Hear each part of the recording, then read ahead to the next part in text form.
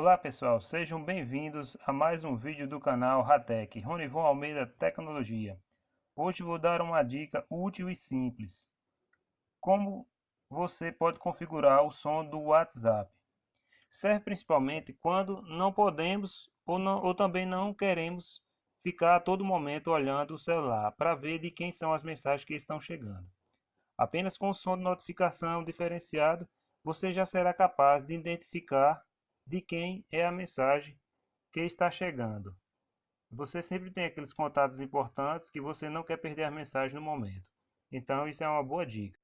Então se liga aí para você ver como configurar o som de notificações do WhatsApp.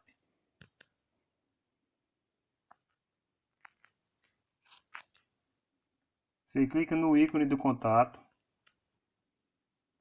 Aí vai nesse símbolozinho que tem um i.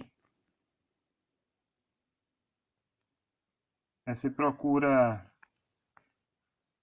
notificações personalizadas.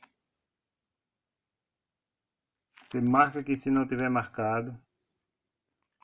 Aí você vai em som de notificações. Aí escolhe a música que você quer e dá um OK. Pronto, já vai estar configurado. Simples e útil, que você vai ficar sabendo quem está lhe mandando mensagem só ouvindo o som.